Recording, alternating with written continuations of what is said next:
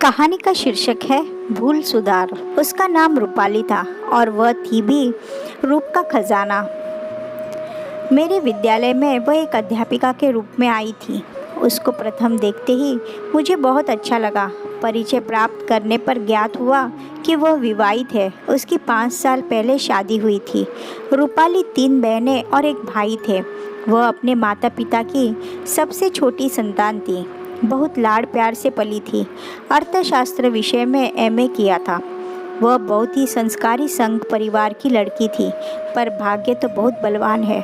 माता पिता के विरुद्ध होकर उसने अपनी पसंद के अमन नाम के लड़के से विवाह किया था। विवाह के बाद माता पिता भी सहमत हो गए थे। रूपाली पढ़ी लिखी होकर भी सब कुछ भूलकर अपने ससुराल पक्ष की सेवा में लग गई। प्रातः 4 बजे उठती और रात्रि के 12 बजे सोती थी। अपने पति की डांट फटकार सुनना उसका रोज का काम था। वह कोशिश करती थी कि किसी तरह अपने सास ससुर व परिवार के अन्य लोगों को प्रसन्न रख सके, लेकिन पासा उल्टा ही पड़ रहा था। वह जितना अच्छा बनने की कोशिश करती, उतना ही उसके ऊपर अत्याचार बढ़ता जा रहा था।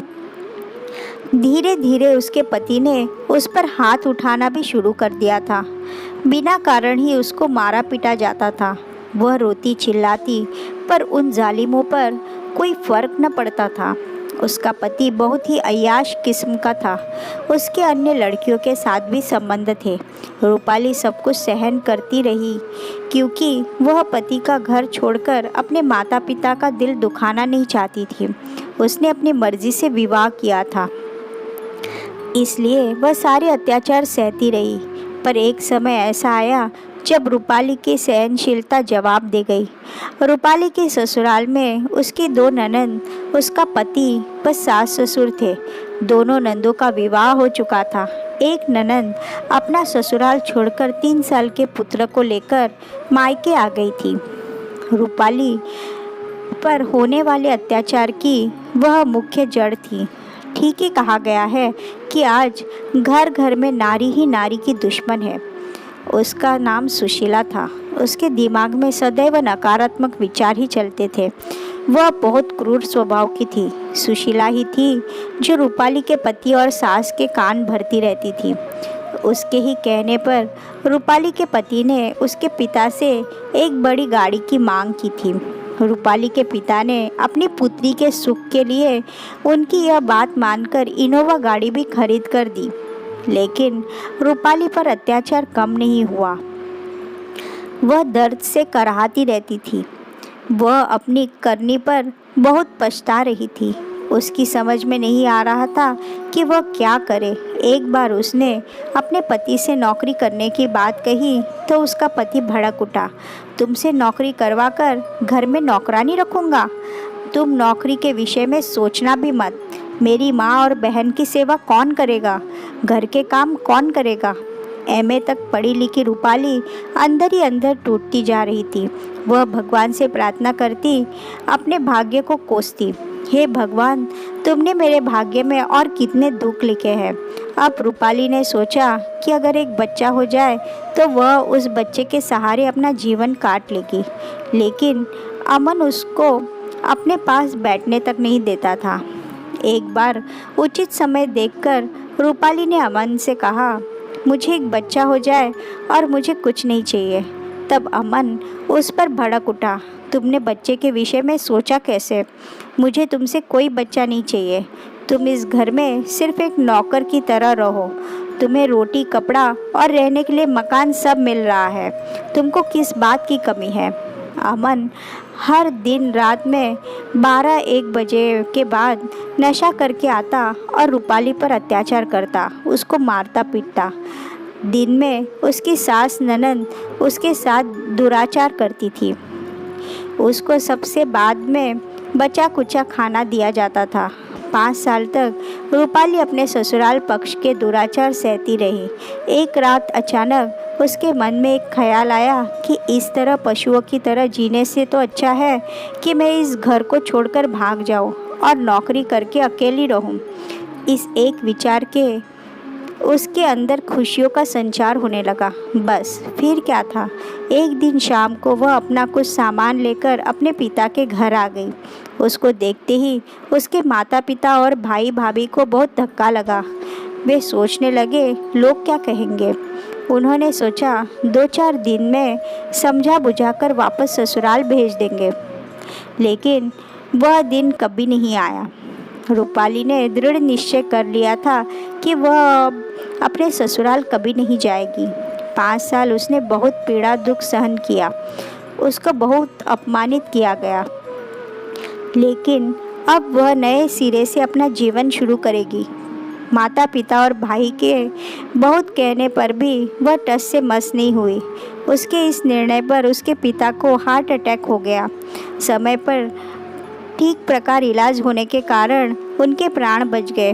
रूपाली अपने पिता की खातिर दुखी मन से एक बार फिर अपने ससुराल आ गई, लेकिन अब तो उसके साथ और भी बुरा व्यवहार किया जाने लगा। 7-8 महीने में जब उसके पिता पूरी तरह ठीक हो गए तो वह पुनः अपने मायके वापस आ गई। इस बार उसने अपने पिता को वहाँ की सब बात बताकर समझाया। पिता मान गए और उन्होंने अपनी बेटी का साथ देने का निश्चय किया। फिर क्या था, एक दिन उसने अपने सभी प्रमाण पत्रों की फाइल निकाली और एक नौकरी के लिए आवेदन पत्र लिखा। उसकी 8-10 फोटोकॉपी करवाकर विभिन्न स्कूलों में भेज दी। जब वह विद्या मंदिर स्कूल में गई तो उसकी शैक्षणिक योग्यता और उसका व्यवहार देखकर प्रिंसिपल ने उसे तुरंत रख लिया, क्योंकि उन्हें भी एक योग्य टीचर की आवश्यकता थी। उन्होंने रूपाली को 1 अगस्त से ज्वाइन करने के लिए कहा। रूपाली की खुशी का ठिकाना न था, मानो उसके पंख लग गए हो। अब 1 जुलाई को रूपाली ने विद्या मंदिर स्कूल में नौकरी ज्वाइन कर ली। वह बच्चों को समाजशास्त्र व अर्थशास्त्र पढ़ाती थी। स्कूल के सभी अध्यापक व बच्चे रूपाली से बहुत खुश थे। वह भी खूब मन लगाकर बच्चों को पढ़ाती थी। 1 महीने में ही रूपाली की दुनिया बदल गई थी। अब उसने अपने पति के खिलाफ तलाक की अर्जी भी कोर्ट में दे दी थी। उसके माता पिता व भाई भाभी भी अब बहुत खुश थे। उसने माता पिता से अलग मकान लेकर रहने की बात कही, पर माता पिता बिल्कुल तैयार न थे। अब उसके माता पिता के अंदर भी हिम्मत आ गई थी। अब उन्हें समाज का कोई डर न था। उन्हें अब पछतावा हो रहा था कि उन्होंने अपनी बेटी को पहले ही अपने पास क्यों नहीं बुला लिया। हमारी कोमल सी बेटी ने कितने अत्याचार सहन किए। उसके पूरे शरीर पर चोट के निशान बने हुए थे, जो रूपाली ने बहुत बाद में अपने माता पिता को दिखाए थे। अब उसके माता पिता को लगता था कि बेटी के विवाह से भी ज़्यादा ज़रूरी उसको पढ़ा लिखाकर अपने पैरों पर खड़ा करना है, जिससे वह अपने संपूर्ण निर्णय लेने में समर्थ हो। आखिर बेटी भी तो इंसान है, उसको भी अपना जीवन अपने अनुसार जीने का हक है। गलती भी इंसान से होती है और इंसान ही उसमें सुधार करता है। आज रूपाली का विद्या मंदिर स्कूल में पढ़ाते हुए 2 साल हो चुके हैं। अब उसकी दुनिया बदल चुकी है। दुनिया देखने का नज़रिया भी बदल चुका है।